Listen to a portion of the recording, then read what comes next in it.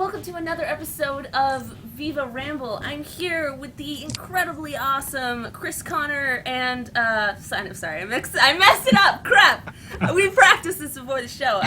Cyrus Connor and Chris O'Donnell. And they're the two-man team behind Project Monolith, which ran a Kickstarter a while ago, and it ended unsuccessfully, but it's such a fantastic game. I really want to promote it, keep it out there, and you can still support it on their website, and there'll be links to all of that in the description. But I brought them on to talk about their game and their experience, and to just have some fun with you guys. So, can you guys talk about Monolith a little bit? Just catch us up for those of us who weren't aware about the Kickstarter or heard of it. Yeah. It's like a first-person puzzle game. It's kind of about exploration too. It's similar to a Myst, sort of. Mm-hmm. We get a lot of Portal and Myst comparisons. Yes, I definitely get that kind of a feeling from it. It's a really beautiful game. I have to point that out. When I first saw it, it was like something really peaceful and mysterious about it. I think that's definitely like the spirit of Myst, I would say. That's kind of where we started with it as well. It started as a simple shader in UDK, and we were like, hey, this looks really cool. Let's do something with this. And we're like, let's do a puzzle game, an adventure game, something along those lines. Let it be a little bit of a different type of feel. And we really wanted to draw the player into that world that we were going to create. And of course, we took in a lot of references to some stuff that we thought was cool along the way. Myst, the TV show Lost, and whatnot.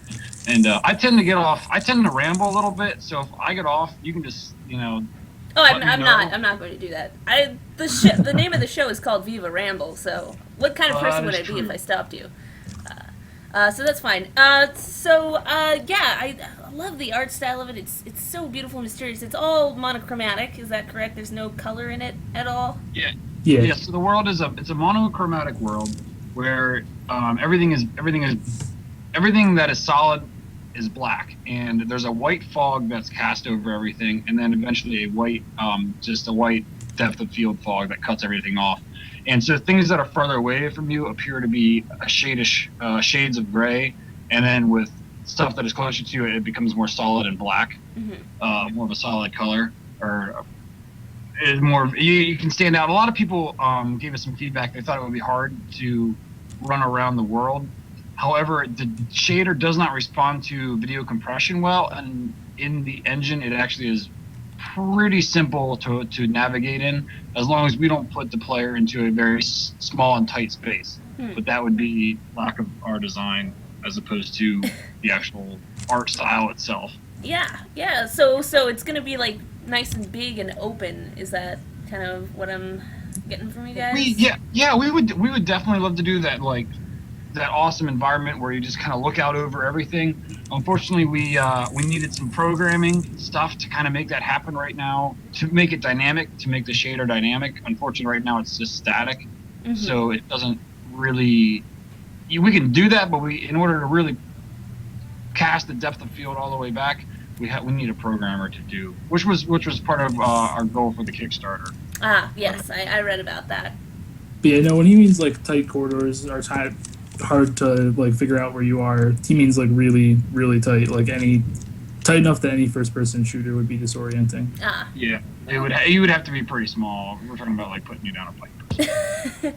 All right. Yeah, and then along with the art style, we really wanted to we did some experimentation early on with it of what we exactly could do in this shader, and we can make stuff glow. So anything we want to really stand out to the player, we'll have it glow or pulse or stuff like that. We can do image projection, so we can put complex designs and project them onto the wall and do some pretty cool stuff with that. So it's really not a very limiting shader at all, and it's quite fun to work with, actually. Yeah, it's really something else. I don't know. I guess the closest thing that I can think of off the top of my head would be like a little bit like Limbo. It kind of has that feel, but a little bit less macabre, I think, than Limbo was. It's a lot more about exploration and understanding. And I wanted to ask you guys more about the world. I know you're trying to keep it kind of secret, like I'm not supposed to know what's going on, but I'm really curious about, I don't know, what the inspiration was going in there, or what's the kind of story that you're trying to build there, because when I'm looking at the Kickstarter video, I'm seeing just navigating this really beautiful space, and I want to know more, obviously. I don't know, can you guys elaborate, or is it all under wraps? I think the biggest inspiration for the environment is probably Lost. And just sci-fi stuff in general. I would have to say it started out as somewhat of a bit of a, I don't want to say, I just wrote it recently. What did I say? Not a steampunk, but it was like a nature punk, where we were gonna like do weird ritual runes and weird stuff like that, combined with like this weird technology abstract, and that just didn't quite work. I would say it turned into what it is now, which is more of a technological steampunkish, where we want to do a lot of heavy silhouettic mechanical designs combined with some future technology. But yeah, I would say overall, like Lost was probably our main influence. We really liked the thing about and when we say Lost, we mean the environment the characters were placed in that show. Where there's going to be some spoiler alerts, so if you haven't watched Lost yet, I highly recommend watching it. But the characters were thrown into this, onto this island, or, well, if you watch the show, 2 islands, and there's just this crazy stuff going on when you started to really dig in and venture into it, where all these little complexes, and they all did all these weird things, and so we decided to take that idea and blow up those complexes, and we want all these, you'll be exploring this world, and as you venture deep into it, you'll find out more about what's going on and what actually takes place and what this area is, and figure out that it's all interconnected, and some of it's broken, some of it's, you're going to be refixing it and turning it on, and, figuring out what the purpose of this area is and how it affects really everything. Yeah. It's really, it's a mystery that I really want to go in and solve, because I just love those kinds of exploratory, kind of figure out what's happening sort of ordeals. I think, like... That's really what we liked about Lost, too. It's like, that's what we liked about Lost, too. I was kind of disappointed when the story focused more on the characters than the environment. The environment. That itself is really what interested me about the show. Yeah. Yeah. The characters were just a piece. Unfortunately, for me, exactly. We watched the Cyrus and I actually. I know you have a question later on how we met and whatnot through school, but we watched the end of that show sometimes together with some other friends and whatnot, and we really wanted to find out more about the island. We were extremely disappointed that it kind of just ends, like the characters are, and that's it. But unfortunately, I don't think the show it wasn't about the island, it was about the characters. So yeah, well, a lot of people had some disappointments about that ending. I didn't really get into it. It was a little too much for me to wrap my head around. There was a lot of stuff going on in that show. But it really kept a lot of people interested. I think it was one of the first television shows to really do that to a large amount of people. So yeah, I love the idea of exploring and just kind of figuring out what the environment is. Have you guys ever played Journey? I'm curious. Yeah. Yeah. Yes. That kind of is the sort of thing that I would really, really look forward to. I mean, does that bear any kind of similarity to your game, where it's very much the world is sort of there and... Yeah, it definitely does. Yeah. Okay, cool. That's fantastic then. So, yeah, let's step back a minute and actually let's talk about the Kickstarter, because you guys made a Kickstarter for this game and it looked fantastic. It looked really promising. You got some pretty influential people to look at it and give their ideas on it. And I thought for sure it was going to be a success, but it didn't quite work out as well. You guys have had the Kickstarter experience, and, I don't know where you might take this from here, but do you want to share your thoughts about what it was like doing that, and any mistakes that you feel might be really important to know about in the future? I think our biggest mistake was just not really getting prepared ahead of time for the amount of PR that is required. Mm-hmm. Yeah, that Kickstarter is... Cyrus, how many months did we spend prepping that thing? I don't even know. Too many. Too many months.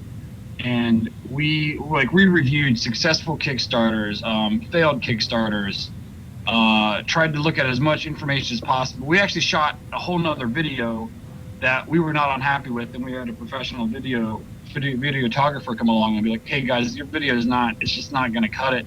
And we shot a whole new video, and that's the one that's on there, and it turned out awesome. It was edited, it's really beautiful. Yeah. And it really captures the project in of itself. I think some of the things, I think the one failure with that video is we tend to not show, we don't talk necessarily about the game, and we talk about the project, but we maybe not necessarily hyped up the game enough. Well, I think it was really, I think the biggest problem there is that if you were to talk about the game, you'd probably give away sort of part of the meaning of it, perhaps. I'm sort of getting that feeling. Because, I mean, the whole point is that it's kind of a mystery, and that's what really drew me in. But then you run into that problem again. I'm kind of seeing that, if you were to talk about it, then it would ruin the whole point. So I can see why that would be really difficult. Yeah, it's a balance issue, and we went back and forth of just everything.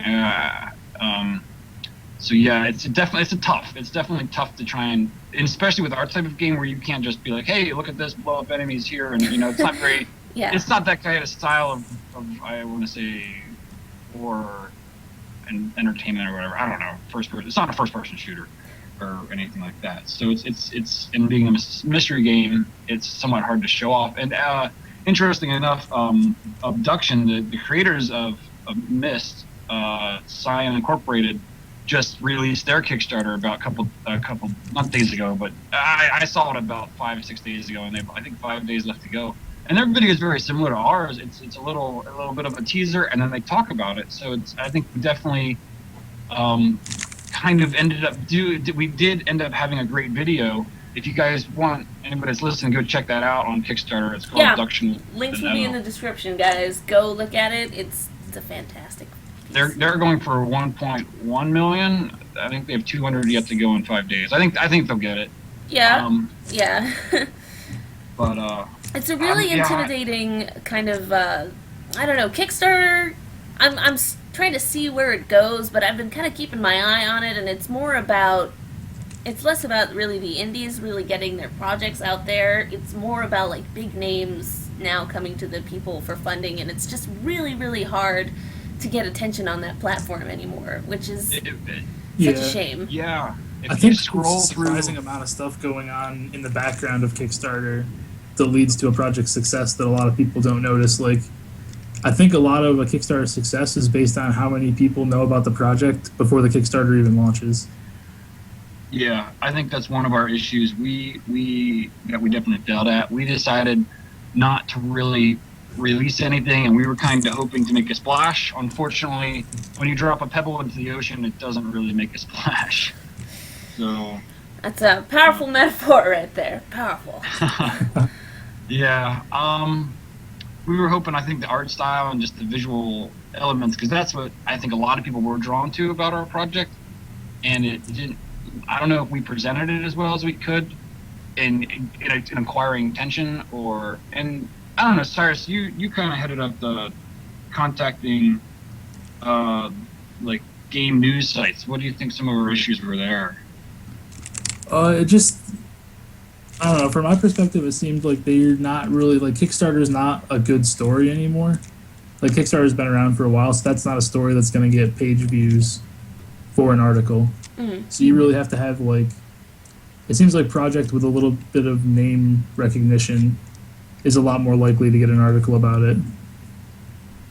Just because, I don't know. Yeah, name recognition is a huge thing right now, and that's another thing that Kickstarter is kind of developing. Is you kind of have to already prove that you can kind of put that out, and even if you can prove, even if you do have a history of being like really successful with your games, it's still really difficult to deliver. I'm sure you all heard about the Broken Age fiasco that Double Fine was having a while ago. I think they're okay now. I'm not sure, but it's tough. It's definitely tough. Yeah, I mean, there's even, and it's I think, yeah, it's And just having a name doesn't necessarily mean anything on there. And there was one project I did back called Stonehenge on there, and those guys, I think they were really looking for like $80,000. And there was like two brothers, they were twins. They quit their day job, and they developed a kind of a Minecraft spin-off where it's kind of like Minecraft combined with SimCity or something like that. Mm-hmm. And they raised like $700,000. It's crazy. So I don't know if there is a formula really, like a specific set way to do things on Kickstarter. I don't know. It's hard. I mean, I honestly can't myself. No, I've never done a Kickstarter. I don't understand how it works at all. But that's why we're here talking to you guys. Learn a little bit more about that process. Well, I mean, we looked at our reward tiers forever. We had spreadsheets of like, we would look at a Kickstarter and be like, how many backed this tier on this project? Was it successful? Like just trying to figure out what the average backing was and doing a little bit of. I know Kickstarter provides you with some of that information, but we decided it wasn't enough information to dig in more on it, and we went back and forth with our tiers. A lot of people do like they have a tier every $5, or some people do add-ons. Other people do tiers every 30 to 40, like percentage increases. And I don't really know if there's one that works better than the others. It's tough to say. Yeah, it is very tough to say. Sometimes they have the breakout hits, and sometimes it just kind of. Yeah, I mean, we did a Kickstarter, and obviously, I don't know. I wish we could provide more insight on it. Yeah, well, I mean, I think it's more about just keep trying until something sticks. That's what I'm starting to figure out. So, speaking of, what are your guys' plans for Project Monolith now that the Kickstarter was not successful? What are you guys thinking about doing with that? Well, we're throwing around a few things. Really, we kind of reevaluated it, and it doesn't really make sense to do for just me and Chris to work on this alone. Mm-hmm. Like the amount of time it would take for us to put this game out, it would almost be irrelevant by the time it actually came out.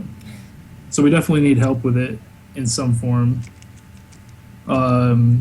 We do at least want to release something though, even if it's just like a smaller demo that's just kind of something fun to play through. People who saw the Kickstarter might be interested in it. Yeah, for sure. I'd love to check that out. That'd be really cool. Yeah, that's a tough one to answer. It's definitely, I don't want to say it's over because it's not over, but unfortunately it's been moved to the back burner as far as completing it would go, I would say. Yeah. So you don't think you'll try another Kickstarter? You're just gonna move on? Oh, that's still on the table too. Hmm? That's still on the table too. We would just. I think one of the main problems we had with the first one is that there wasn't. I think if we posted to forums about progress before we even launched the Kickstarter, and sort of got a little bit of a following that way and gave people updates ahead of time, that would have helped out a lot. So we would do that and see what the reception was before we would launch a second Kickstarter. No, that's a good plan. Definitely good plan of attack. I like that. All right, cool. So now that we've talked about Monolith a little and got people's interest there, again, all the links to the Kickstarters and the information about this project are below the video. So, guys, check those out. Read a little bit about it and keep following these guys. Watch their progress in the future. But I'd like to ask you guys, how you got into games, how you met each other. Just get to know you guys a little better as a person. You don't want to know me. No, I'm kidding. I got into games, I don't even remember when it was. My dad had a bunch of PC games when I was a kid, and I just kind of have been playing games my entire life. What's your favorite game? My favorite game? Probably Metal Gear Solid. Okay, solid choice. I'm horrible at picking favorites.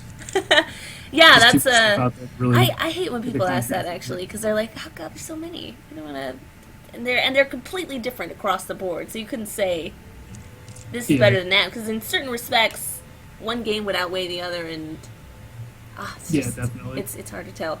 I think Solid is responsible for me wanting to make games. So all right, that's a good choice. It's top spot for now. Let's go by that one. Which game made you really want to make games? I think.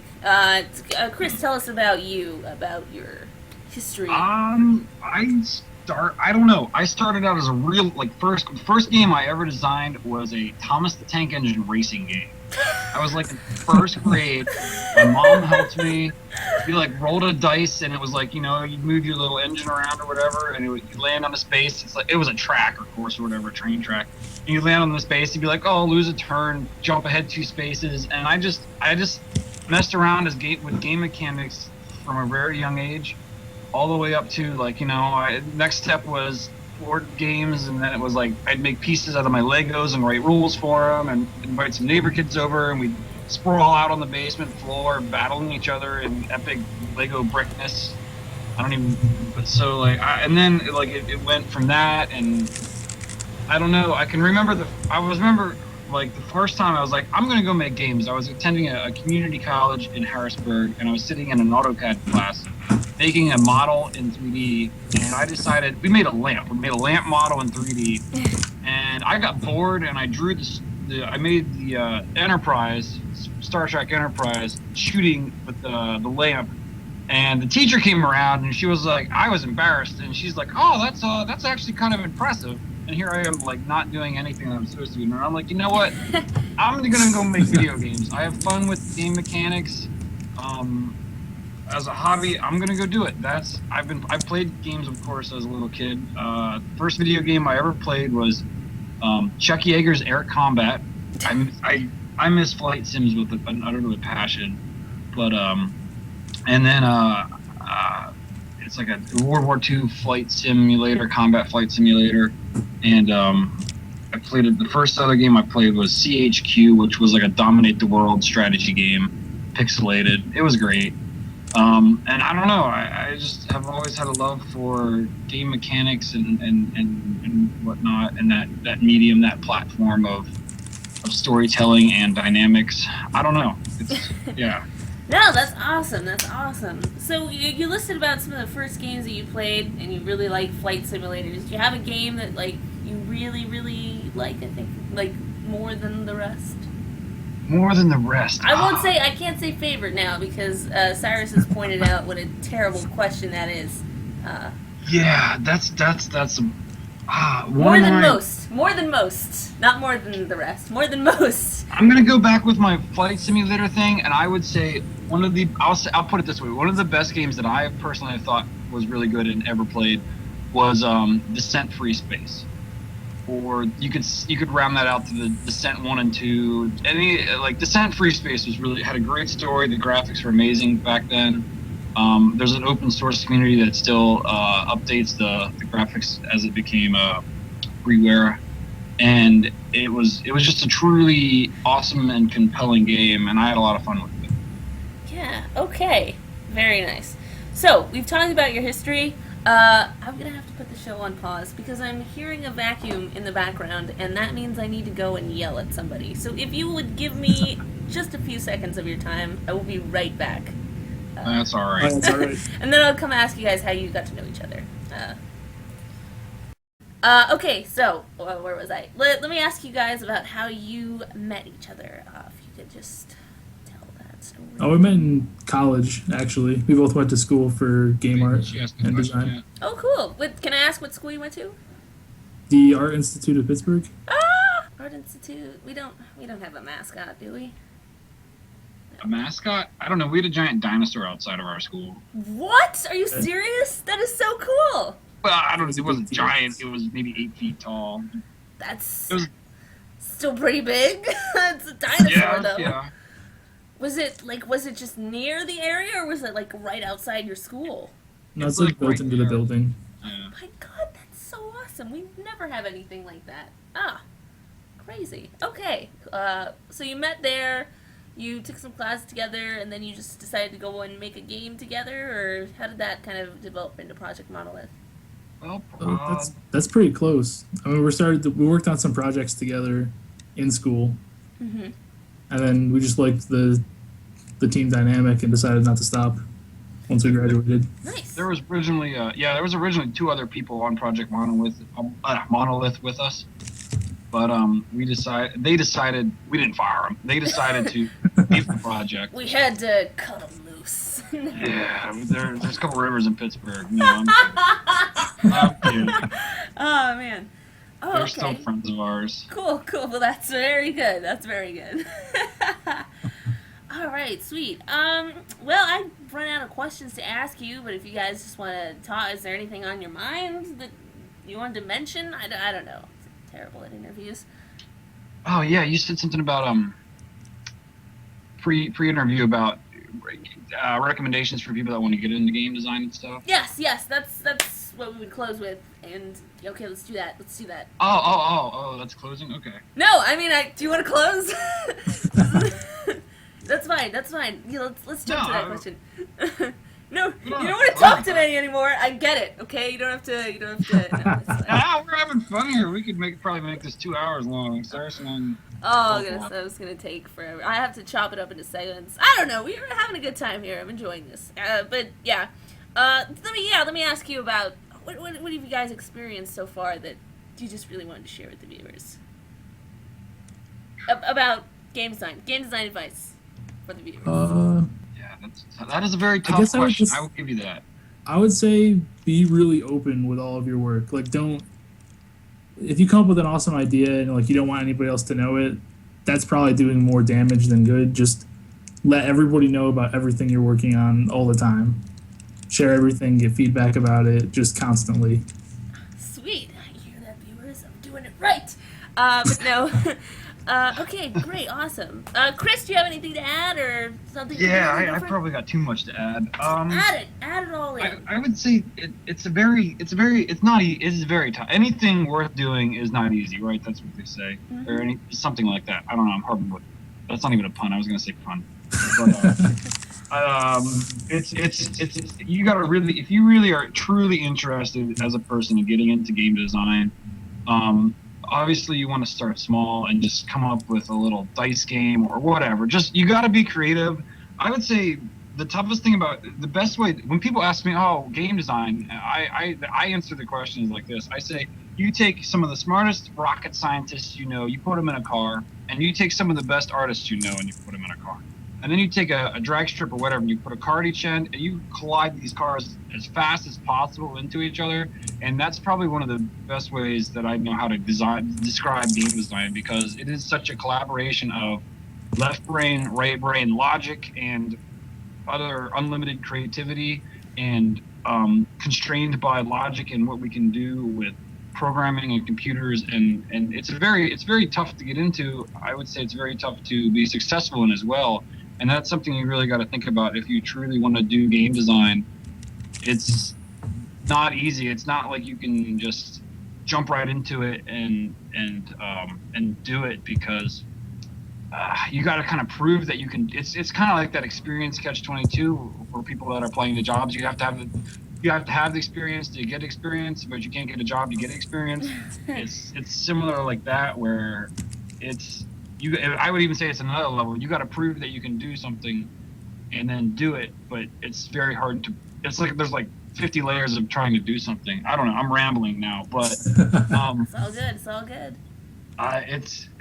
You really want to make sure you really want to do it, because it's not probably going to be the easiest road to do. It's probably going to be easier to go out and get a normal 9-to-5 office job, and that's something you got to think about when you get older. Like when we first got into it, it was kind of like, yeah, let's do this, and things come up later on, and it's rough.